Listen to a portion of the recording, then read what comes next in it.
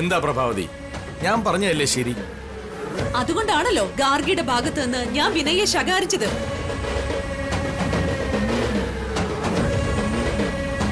തെറ്റാര് ചെയ്താലും അത് തെറ്റ് തന്നെയാ. അവിടെ എന്റെ മോനാണെന്നുള്ള പ്രത്യേക പരിഗണനയൊന്നും എനിക്ക് വിനയോടില്ല. പ്രഭാവതി, നമ്മുടെ കുടുംബത്തിന് ഇത് അപമാനമാണ്. അതുകൊണ്ട് എത്രയും വേഗത്തിൽ ഒരു തീരുമാനം ഉണ്ടാക്കണം. വിനയ് ഒരു ഉറച്ച തീരുമാനം എടുത്തൊരു പെൺകുട്ടിയും കൂട്ടിക്കൊണ്ട് വന്ന സ്ഥിതിക്ക് എന്ത് തീരുമാനം ഉണ്ടാവണമെന്നാ ഏട്ടൻ പറയുന്നത്? നിന്നോട് മിണ്ടരുതെന്നാ ഞാൻ പറഞ്ഞത്. മിണ്ടരുത്. ഇക്കാര്യത്തിൽ നീ ഇടപെടുകയേ ചെയ്യരുത്. ഇവിടെ കൂടുതൽ ആലോചിക്കാനൊന്നുമില്ല കേട്ടോ. അവൻ വിളിച്ചുകൊണ്ടുവന്ന പെണ്ണിനെ അവളെ ഇവിടെ നിന്ന് ഇറക്കി വിടും, അത്രേ ഉള്ളൂ. അച്ഛാ, പെട്ടെന്ന് ആ പെൺകുട്ടി ഇവിടെ നിന്ന് ഇറക്കി വിടരുത്. നീ എന്താടാ അങ്ങനെ പറയുന്നത്? അച്ഛാ, ഇപ്പൊ അവളെ ധൃതി വെച്ച് ഇവിടെ നിന്ന് ഇറക്കി വിട്ട വിനയ്ക്ക് അത് വല്ലാത്ത അപമാനമാവും. അവന് നമ്മൾ എല്ലാവരോടും ദേഷ്യവും വാശിയൊക്കെ തോന്നും. പിന്നെ വിനയ് അത് തിരുത്തുന്നത് ഗാർഗിയെ ഡിവോഴ്സ് ചെയ്തുകൊണ്ടായിരിക്കും. അതുകൊണ്ട് വളരെയധികം സൂക്ഷിച്ച് നയത്തിൽ വേണം ആ പെൺകുട്ടി ഇവിടുന്ന് പുറത്താക്കേണ്ടത്. അതിനുള്ള വഴിയാ നമ്മൾ കാണേണ്ടത്.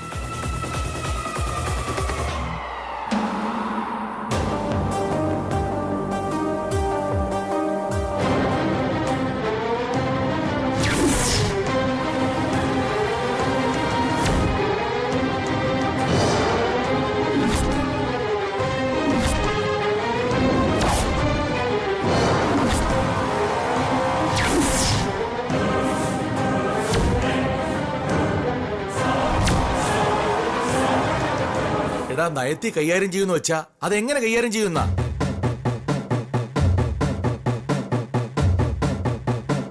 ആ പെണ്ണിനെ കണ്ടിട്ടേ അവളൊരു മുഷ്ക് പിടിച്ച പെണ്ണാണെന്നാ എനിക്ക് തോന്നുന്നത്.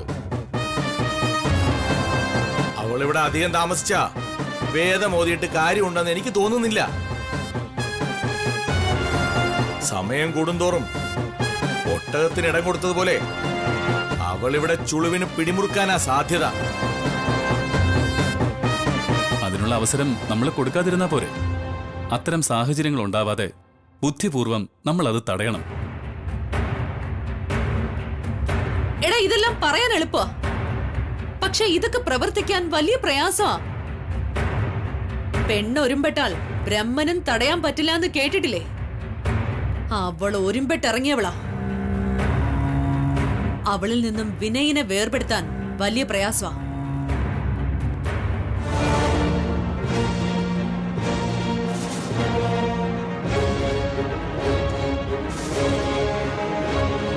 എടേ, അവിടെ നിന്നേ. ഞങ്ങളൊക്കെ ഇവിടെ ഒരു സീരിയസ് ആയ കാര്യം സംസാരിച്ചുകൊണ്ടിരിക്കുകയല്ലേ. അതിനിടയില് നീ ഇതെങ്ങോട്ടാ പോകുന്നേ? ആന്റി, വഴിന്ന് മാറ്. ഇല്ല, ഞാൻ മാറുന്നില്ല. ഇതിനൊരു സൊല്യൂഷൻ ഉണ്ടാക്കിയിട്ട് നീ ഇവിടുന്ന് പോയാ മതി. ആന്റിയോട് ഞാൻ മാറാനല്ലേ പറഞ്ഞത്? ആന്റി, എന്താ ഇത്? എന്തിനാ പാർവതി തടയുന്നത്? അവള് പോണെങ്കി പോട്ടെ, നമുക്ക് സംസാരിക്കാമല്ലോ. അത് കൊള്ളില്ലല്ലോ. നമ്മളൊരു പ്രധാനപ്പെട്ട കാര്യം സംസാരിച്ചുകൊണ്ടിരിക്കുമ്പോ ഇവളെങ്ങോട്ടോ പോയാ എന്താ അതിന്റെ അർത്ഥം? നിങ്ങളൊക്കെ എന്തോ സംസാരിക്ക്, എനിക്കതിലൊന്നും താല്പര്യമില്ല എന്നല്ലേ? അത് നമ്മളോട് കാണിക്കുന്ന നിഷേധമല്ലേ? ഇവിടെ ഇരിക്കുന്നവരൊക്കെ ആരാ? ഇവളെക്കാളും മുതിർന്നവരല്ലേ?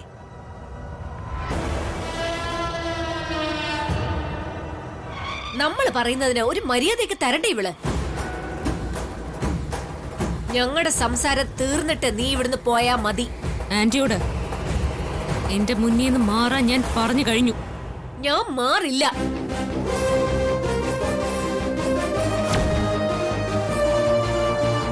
നീ എന്താടി തുറച്ചു നോക്കുന്നേ?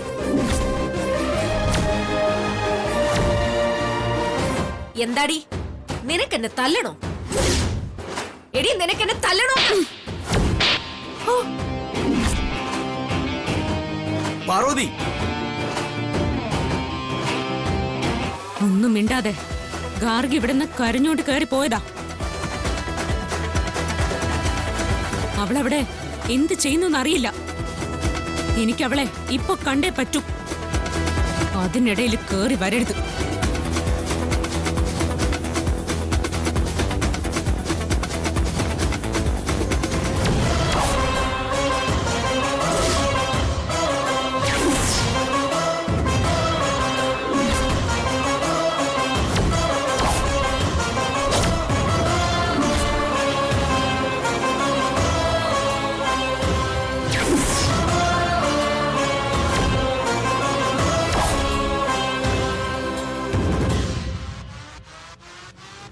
ഗാർഗി, ഗാർഗി, ഗാർഗി, ഇവള് വാതില് തുറക്കുന്നില്ലല്ലോ. ഇനി വല്ല കടുങ്കയും. ഗാർഗി, ഗാർഗി, വാതില് തുറക്ക്. ഗാർഗി, ഗാർഗി, വാതില് തുറക്കാൻ.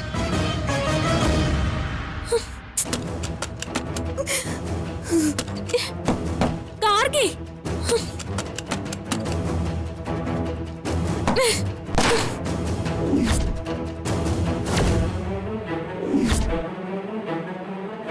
ഗാർഗി, ഗാർഗി, വിട്.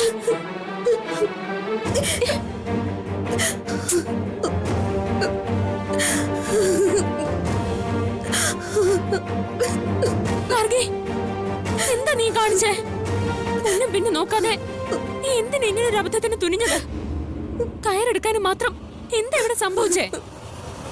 കുറച്ചൊക്കെ മനോധൈര്യം വേണ്ടേ നിനക്ക്?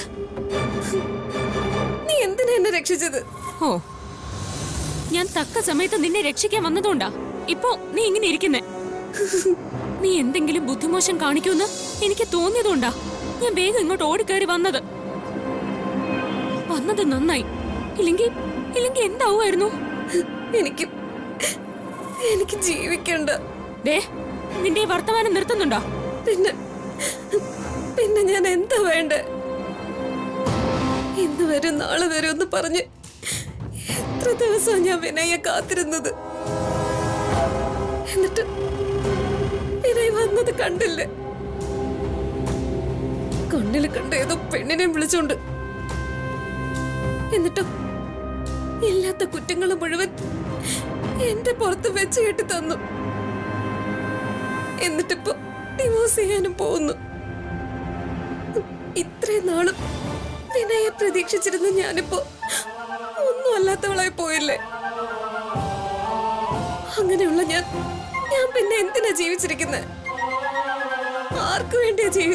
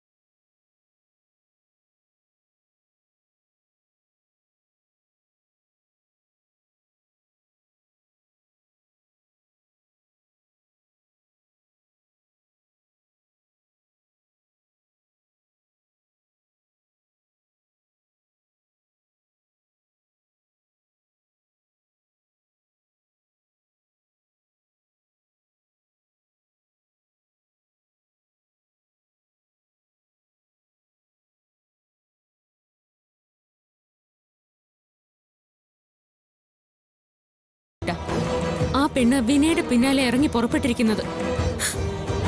അവളുടെ ഈ ഭ്രമത്തിനൊക്കെ അല്പായുസേ ഉണ്ടാവൂ ഗാർഗി. അങ്ങനെ കരുതി ക്ഷമിച്ചിരിക്കാനൊന്നും എനിക്ക് പറ്റില്ല. നീ ക്ഷമിക്കണം. ക്ഷമിച്ചേ പറ്റൂ. അല്ലാതെ അങ്ങനെ എടുപിടിയെന്ന് ഇതിനൊരു അവസാനം കാണാൻ പറ്റില്ല. എനിക്ക് നിന്നോട് ഒന്നേ പറയാനുള്ളൂ. നീ നിരാശപ്പെടരുത്. പ്രതീക്ഷ കൈവിടരുത്.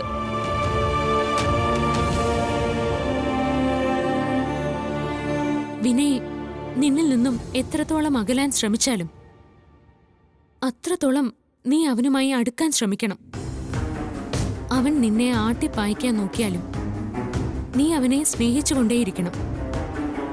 സ്നേഹം കൊണ്ട് നീ അവനെ കീഴ്പ്പെടുത്തണം. നിന്റെ ആത്മാർത്ഥ സ്നേഹം തിരിച്ചറിഞ്ഞ് അവന് കുറ്റബോധം തോന്നണം. നിന്നെ മറന്ന് റിയയോടൊപ്പം ജീവിക്കാൻ തുനിഞ്ഞതിൽ അതിലവൻ പശ്ചാത്തപിക്കണം. ഒടുവിൽ റിയയെ ഉപേക്ഷിച്ച് അവൻ നിന്റെ അടുത്തേക്ക് തന്നെ വരണം. നീ വിചാരിച്ച അത് സാധിക്കും.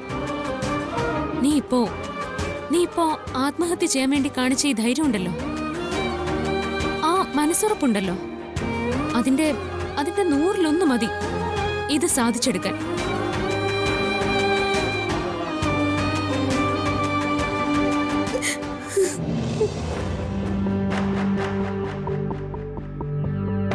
ദേ നോക്ക്, മരിക്കാനല്ല ധൈര്യം കാണിക്കേണ്ടത്, ജീവിക്കാനാണ്. ഏതായാലും എന്തിനും ഞാൻ നിന്റെ ഒപ്പം ഉണ്ടാവും.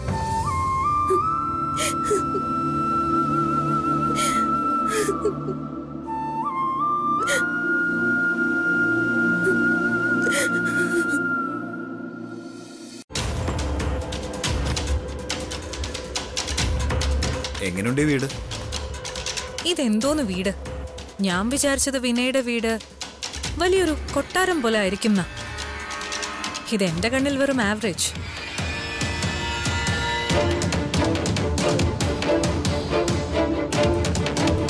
Honey, B patients. ഒന്ന് ക്ഷമിക്കടോ. താനീ വീടൊന്നും കണക്കിലെടുക്കണ്ട. തന്റെ ആഗ്രഹത്തിനനുസരിച്ചുള്ള ഒരു പാലസ് ഞാൻ തനിക്ക് പണിയിപ്പിച്ചു തരും. അതിലൊരു റാണിയെ പോലെ തനിക്ക് സുഖിച്ചു വാഴാം. അല്ല, ഒരു പാലസ് മതിയോ? ഒരെണ്ണം കൂടി ആയല്ലോ. Hey Vinay, no kidding with me. എടോ, ഞാൻ തന്നെ കളിയാക്കിയതൊന്നുമല്ല, സംഭവിക്കാൻ പോകുന്ന കാര്യമാണ് ഞാൻ പറഞ്ഞത്. വെറുതെ അല്ല നമ്മൾ US നിന്ന് ഇങ്ങോട്ട് വന്നത്. ഇവിടെ ഒരു വമ്പൻ കോള് എനിക്ക് വേണ്ടി കാത്തിരിക്കുന്നുണ്ടോ? ഒന്ന് വെയിറ്റ് ചെയ്താൽ ഈ വിനയ് ഒരു മില്യണറാ, മൾട്ടി മില്യണർ. 1, 2, 10, 100 കോടിയൊന്നുമല്ല ഈ കുടുംബത്തിന്റെ ആസ്തി. അത് ആയിരക്കണക്കിന് വരും.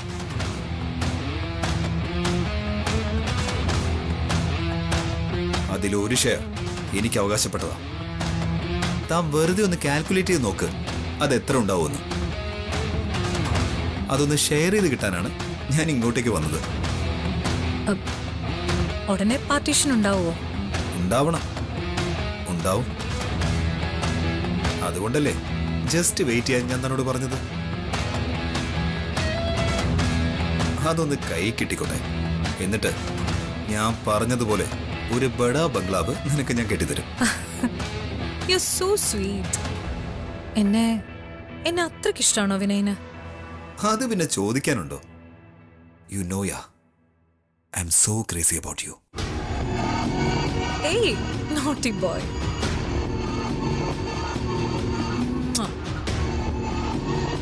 ചെല്ല്.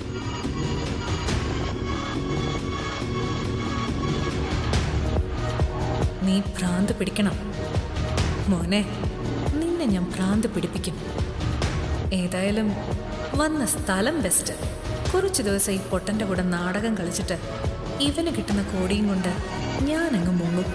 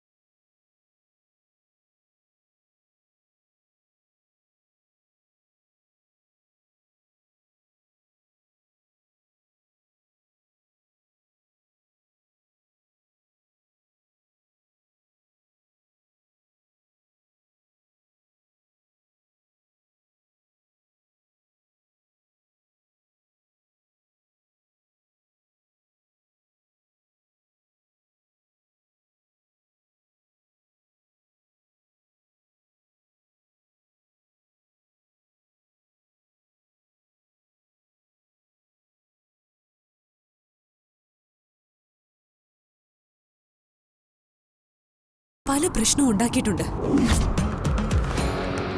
പലയിടത്തു നിന്നും അവളെ സ്വത്തുക്കൾ അപഹരിച്ചിട്ടുണ്ട്.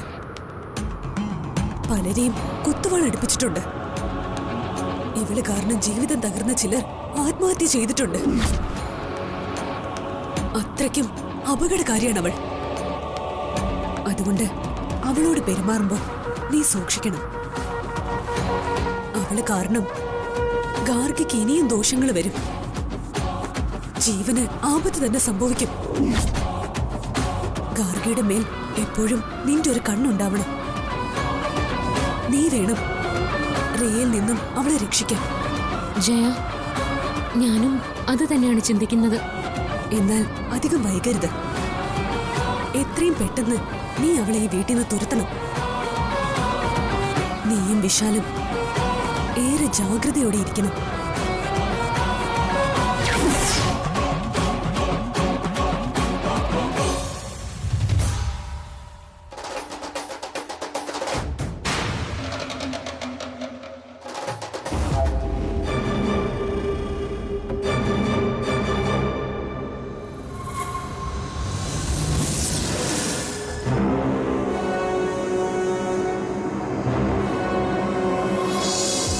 പല്ലവി, ഇവളിത് എവിടെ പോയി കിടക്ക? ഇവളെ കാണുന്നില്ലല്ലോ. നേരം കുറെ ആയല്ലോ.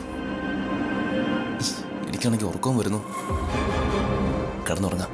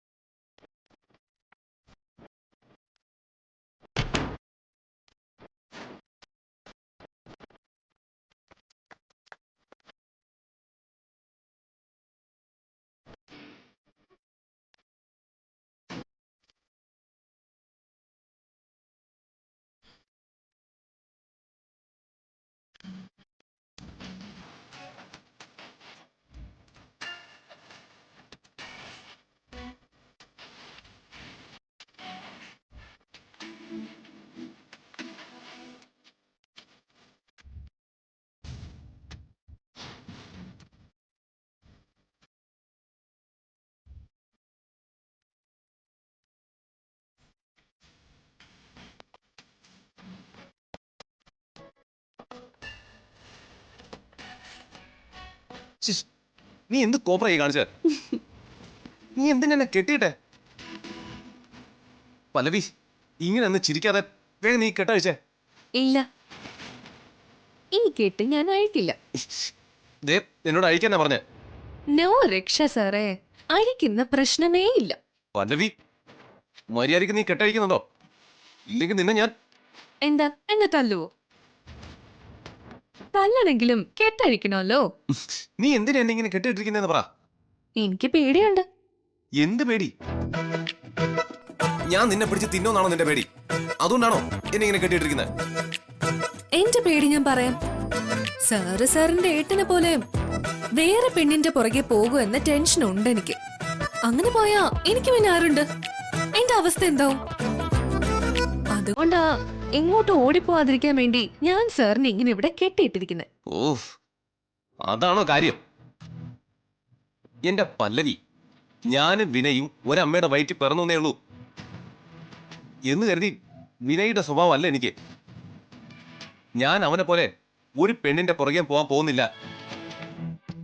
വിനയെ കണ്ടല്ല ഞാൻ വളർന്നത്. ഞാൻ വളർന്നത് വിശാലേട്ടനെ കണ്ടിട്ടാ. അതുകൊണ്ട് എനിക്ക് വിശാലേട്ടന്റെ സ്വഭാവം വരൂ. ഞാൻ ഒരു പെണ്ണിന്റെ പിന്നാലെ ഓടിപ്പോവില്ല, സത്യം. അത് മാത്രമല്ല, പാർവതിയുടെ സഹോദരിയെ എനിക്ക് ഒരിക്കലും ചതിക്കാൻ പറ്റില്ല. തുടങ്ങി പാർവതി പുരാണം. പാർവതിയുടെ സഹോദരിയെ ചതിക്കാൻ പറ്റില്ല. അല്ലാതെ എന്നോട് യാതൊരു സ്നേഹവും പരിഗണനയും ഇല്ല. അവിടെ തന്നെ കിടന്നോ. പല്ലവി, നീ എന്തിനാ ഇങ്ങനെ എഴുതാപ്പുറം വായിക്കുന്നത്? നിന്നോട് സ്നേഹവും ആത്മാർത്ഥതയും ഉള്ളത് കൊണ്ട് തന്നെയാ ഞാൻ അങ്ങനെ പറഞ്ഞത്. നീ എന്നൊന്ന് അഴിച്ചുവിട്ടെ. എന്തൊക്കെ പറഞ്ഞാലേ ആണുങ്ങളുടെ മനസ്സ് വളരെ ലോലമാ. പെണ്ണുങ്ങളുടെ സൗന്ദര്യം കണ്ടാലേ അവരുടെ കണ്ണും മഞ്ഞളിക്കും. അവരുടെ മനസ്സൊന്ന് ഇളകും. അതുകൊണ്ട് ഇനി അങ്ങോട്ട് ഇത് തന്നെയായിരിക്കും സാറിന്റെ അവസ്ഥ. സാർ കിടന്ന് ഉറങ്ങാൻ നോക്കും. പല്ലവി